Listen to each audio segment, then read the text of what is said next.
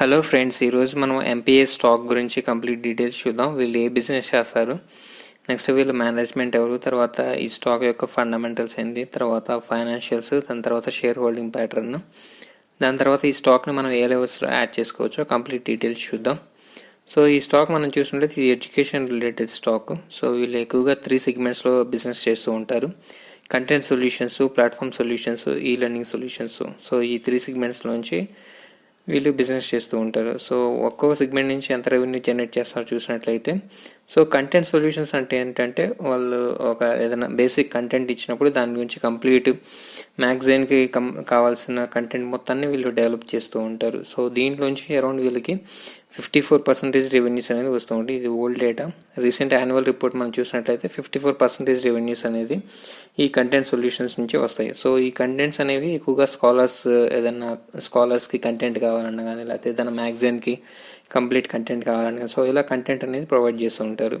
So వీటిలోంచి 54% కాబట్టి ఆ 54% ఎలా వస్తుందంటే వీళ్ళకి రెవెన్యూ పర్ పేజ్ రిలేటెడ్గా కంటెంట్ డెవలప్ చేయడం కానీ, లేకపోతే per screen related content develop చేయడం కానీ, లేకపోతే పర్ ప్రాజెక్ట్ రిలేటెడ్గా కూడా వీళ్ళు రెవెన్యూస్ అనేది వస్తూ ఉంటాయి. దీంట్లో స్టేబుల్ గ్రోత్ అనేది వీళ్ళు ఎక్స్పెక్ట్ చేస్తూ ఉన్నారు.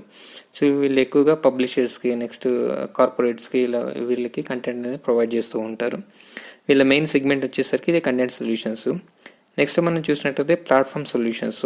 ఇదేం చేస్తూ ఉంటుందంటే ఒక ఆడియో ఫైల్స్ కానీ, సో ఇలాంటి వాటిని ఏంటంటే మ్యాన్ స్క్రిప్ట్ అంటే నార్మల్ ఫైల్గా కన్వర్ట్ చేయడం కానీ, సో ఇలాంటి చేస్తూ ఉంటారు ఈ ప్లాట్ఫామ్ సొల్యూషన్స్. ప్లస్ ఏంటంటే వీళ్ళు ప్రాజెక్ట్స్ కూడా డెవలప్ చేస్తూ ఉంటారు.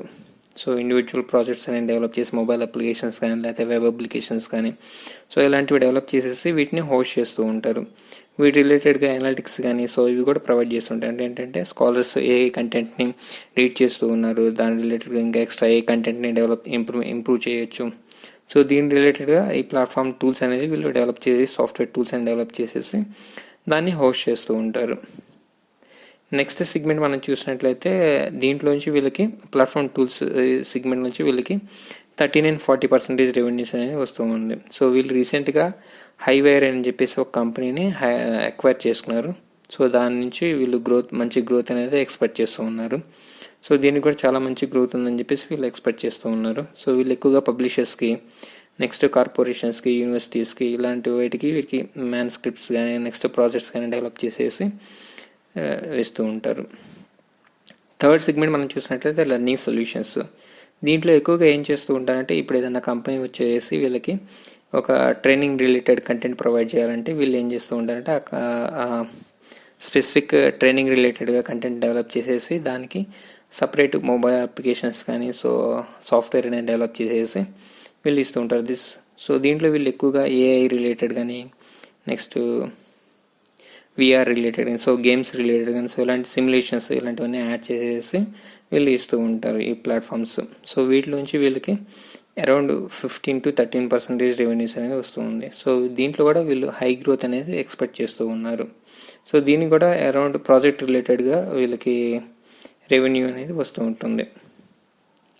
నెక్స్ట్ దీని యొక్క ఫైనాన్షియల్స్ ఇవన్నీ చూద్దాం. దాని తర్వాత పాజిటివ్, నెగిటివ్స్ అనేది లాస్ట్లో చూద్దాం. వీళ్ళ యొక్క మేనేజ్మెంట్ ఫస్ట్ మనం చూసినట్లయితే రాహుల్ అరోరా అనే అతను management director and CEO.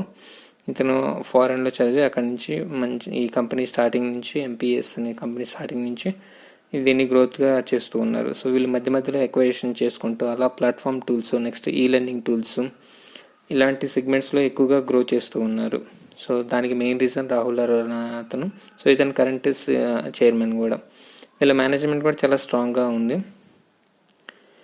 Next దీని మార్కెట్ క్యాపిటలైజేషన్ మనం చూసినట్లయితే అరౌండ్ 1325 crores. కరెంట్ ప్రైస్ వచ్చేసరికి 734. స్టాక్ పీఈ చూసినట్లయితే 20. సో ఆర్ఓఈసి చూసినా కానీ 15% అబవ్ ఉంది. అది కూడా మనం పాజిటివ్గా తీసుకోవచ్చు. ప్రమోటర్ హోల్డింగ్ కూడా 68% ఉంది. డెట్ మనం చూసినట్లయితే negligible debt 18 crores debt. Next number of shares చూసినట్లయితే 1 crore షేర్స్ అనేది 1.8 crore షేర్స్ అనేవి ఉన్నాయి. ఇలా మ్యాక్స్ చార్ట్ మనం చూసినట్లయితే వీళ్ళు 2005 నుంచి స్టాక్ మార్కెట్లో ఉన్నారు. దాని తర్వాత 14 ఆ టైంలో బాగా ర్యాలీ అయ్యి 1000 దాకా వెళ్ళింది. మళ్ళీ అక్కడి నుంచి ఫాలో అవుతూ మార్చ్ ఆ టైంకి 200 ఆ ప్రైస్కి వచ్చేసి మళ్ళీ అక్కడి నుంచి ఇప్పుడు పెరిగిపోతూ ఉంది. సో ఈ ఫాల్కి మెయిన్ రీజన్ వీళ్ళు ఏం చెప్తున్నారంటే వీళ్ళు ఎక్కువగా ఎక్వైజేషన్ అనేది చేస్తూ ఉన్నారు. సో దాంట్లో బాగా ఇంపాక్ట్ పడిపోవటం వల్ల అది మరి అంత హై గ్రోత్ ఇవ్వకపోయేసరికి సో వీళ్ళకి ఫాల్కి main reason. Next peer comparison అంటే మనం యాపిల్స్ టు యాపిల్ కంపేర్ చేసుకోవాలి, ఎవరు వాళ్ళు సపరేట్ సెగ్మెంట్స్లో ఉంటూ ఉంటారు. నెక్స్ట్ వీళ్ళు క్వార్టర్ రిజల్ట్స్ మనం చూసినట్లయితే రీసెంట్ క్వార్టర్లో మంచి రిజల్ట్స్ పోస్ట్ చేశారు. Sales 117 crores.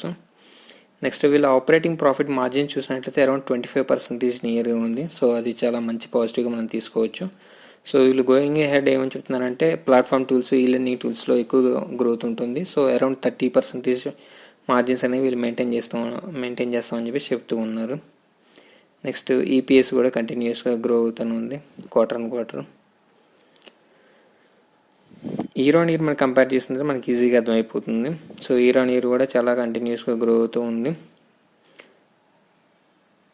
ఈపీఎస్ చూసినాను, ఈపీఎస్ 2006 ఆ టైంలో మనం చూసినట్టయితే 20.47 ఉండేది, ఇప్పుడు కరెంట్ 32 ఆ రేంజ్లో ఉంది. బట్ మనం చూసినట్లయితే మార్చ్ 2016 ఆ టైం నుంచి కరెంట్ వరకు ఏంటంటే సేమ్ అదే లెవెల్స్ అనేది గ్రోత్ అంత స్ట్రాంగ్ గ్రోత్ అయితే లేదు ఈ లెవెల్స్లో. ఎందుకంటే వీళ్ళు ఎక్వైజేషన్స్ ఎక్కువ చేస్తారు కాబట్టి. సో దాని మీద ఎక్వైర్డ్ కంపెనీస్ ఏంటంటే అవి స్ట్రాంగ్గా పర్ఫామ్ చేయబోయేసరికి వీళ్ళ మీద ఇంపాక్ట్ ఎక్కువ పడింది. సో వీళ్ళు ఇక్కడ నుంచి ఎక్వైజేషన్స్ తక్కువ చేస్తూ కాన్సన్ట్రేషన్ అంతా ఎక్కువగా ప్లాట్ఫామ్ టూల్స్ వీటి మీద ఎక్కువ కాన్సన్ట్రేట్ చేసి ఇక్కడ నుంచి గ్రోత్ అనేది చాలా ఎక్కువ ఉంటుందని చెప్పేసి కంపెనీ మేనేజ్మెంట్ చెప్తూ ఉన్నారు.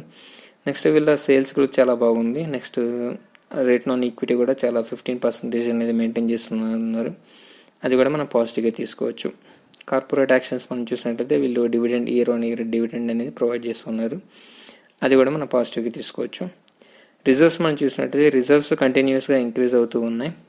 బారోయింగ్స్ చూసినట్లయితే 0 బారోయింగ్స్ నియర్ 2019 టైంకి. బట్ తర్వాత ఎక్వైజేషన్స్ ఏం చేస్తున్నారు, కొంత క్యాపిటల్ కొంత బారోయింగ్స్ అనేది తీసుకుంటూ ఉన్నారు. స్టేబుల్ బ్యాలెన్స్ షీట్ అనేది కొంచెం ఇయర్ ఆన్ ఇయర్ గ్రో అవుతుంది కాబట్టి మనం పాజిటివ్గా తీసుకోవచ్చు. క్యాష్ ఫ్లోస్ మనం చూసినట్లయితే ఆపరేటింగ్ క్యాష్ ఫ్లోస్ అనేది వీళ్ళు బాగానే జనరేట్ చేస్తూ ఉన్నారు. నెక్స్ట్ ఆర్ఓసి చూసినాను, ఆర్ఓసి అరౌండ్ 25 ఆ రేంజ్లో ఉంది కాబట్టి మనం పాజిటివ్గా తీసుకోవచ్చు. నెక్స్ట్ ప్రమోటర్ హోల్డింగ్ మనం చూసినట్లయితే ప్రమోటర్ ఏడీబీపీఓ సర్వీస్ అనేది ప్రమోటర్ మెయిన్ కంపెనీ. సో వీళ్ళు 67% అనేది హోల్డ్ చేస్తూ ఉన్నారు. నెక్స్ట్ ఎఫ్ఐఎస్ స్టేబుల్ 5% అనేది హోల్డ్ చేస్తూ ఉన్నారు. డిఏఎస్ రీసెంట్ క్వార్టర్లో తగ్గించుకున్నారు. నెక్స్ట్ పబ్లిక్ హోల్డింగ్ అరౌండ్ 26% అనేది హోల్డ్ చేస్తూ ఉన్నారు. నెక్స్ట్ ఈ స్టాక్ని మనం ఏ లెవెల్స్లో యాడ్ చేసుకోవచ్చు దాన్ని చూద్దాం. దాని తర్వాత ఈ కంపెనీ పాజిటివ్స్ ఏంటి, నెగిటివ్స్ ఏంటి దాన్ని చూసి తర్వాత క్లోజ్ చేసేస్తాం. ఈ స్టాక్ మనం చూసినట్లయితే 734 లెవెల్స్లో ఉంది. సో రీసెంట్ 2 డేస్లో బాగా ర్యాలీ అయిపోయింది. మేబీ ఒకవేళ ప్రాఫిట్ బుకింగ్ వస్తే 700 ఆ లెవెల్స్లో యాడ్ చేసుకోవచ్చు. లేదు అక్కడి నుంచి ఇంకా బాగా ఫాలో అవుతున్నప్పుడు 680 రేంజ్ కానీ లేకపోతే 640 680 రేంజ్లో మనం యాడ్ చేసుకోవచ్చు. సో ఈ రేంజ్లో కన్సిడర్ చేసుకోవచ్చు. సో వీళ్ళు ఎక్కువగా ఎడ్యుకేషన్ రిలేటెడ్గా ప్లాట్ఫామ్ ప్రొవైడ్ చేస్తూ ఉంటారు కాబట్టి ఆ సెగ్మెంట్లో బాగా మంచి గ్రోత్ ఉండొచ్చు. సో అది మనం మెయిన్ పాజిటివ్ కింద తీసుకోవచ్చు. ప్లస్ వీళ్ళకి ప్లాట్ఫామ్ టూల్స్ నెక్స్ట్ ఈ లెర్నింగ్ టూల్స్లో చాలా గ్రో ఉంటుంది. సో ఈ సెగ్మెంట్స్లో తక్కువ కంపెనీస్ ఉంటాయి, మెయిన్గా చాలా తక్కువ కంపెనీస్ ఉంటాయి. సో వీళ్ళే ఎక్కువ చేస్తూ ఉంటాం. సో వీళ్ళకి గ్రోత్ అనేది కూడా స్కోప్ అనేది కూడా ఎక్కువ ఉంటుంది. వీళ్ళకి ఎక్కువగా స్కాలర్స్ రిలేటెడ్ కానీ సో సేమ్ కంపెనీస్ అనేది యూనివర్సిటీస్ అనేవి రిపీట్ అవుతూ ఉంటాయి. మెయిన్ పెద్ద పెద్ద యూనివర్సిటీస్ యూఎస్ రిలేటెడ్ రెవెన్యూస్ అనేవి వస్తూ ఉంటాయి.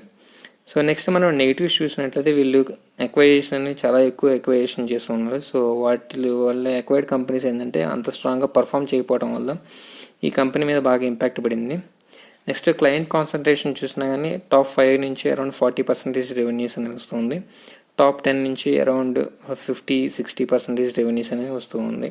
నెక్స్ట్ వీళ్ళకి రెవెన్యూస్ అనేది ఎక్కువగా యూఎస్ యూరోప్ నుంచి ఎక్కువ 97% రెవెన్యూస్ అనేది అక్కడి నుంచి వస్తాయి. సో క్లయింట్ కాన్సన్ట్రేషన్ కానీ జియోగ్రఫీ వైజ్ కానీ ఎక్కువగా బాగా ఎక్కువ కాన్సన్ట్రేషన్ అనేది మనం కన్సిడర్ చేయొచ్చు. నెక్స్ట్ వీళ్ళకి అరౌండ్ 2500 ఎంప్లాయీస్ అనేది ఉన్నారు. So that's it about this video. Thank you. ఇప్పటిదాకా నేను చెప్పిన ఎక్స్ప్లెనేషన్ నచ్చినట్లయితే వీడియోని లైక్ చేయండి. మీ ఫ్రెండ్స్కి ఎవరికైనా ఉపయోగపడుతుందంటే వీడియోని షేర్ చేయండి. ఇంకా మీకు ఏదైనా స్పెసిఫిక్ స్టాక్ రిలేటెడ్ డౌట్స్ ఉంటే కింద కామెంట్ సెక్షన్లో పింక్ చేయండి. Thank you.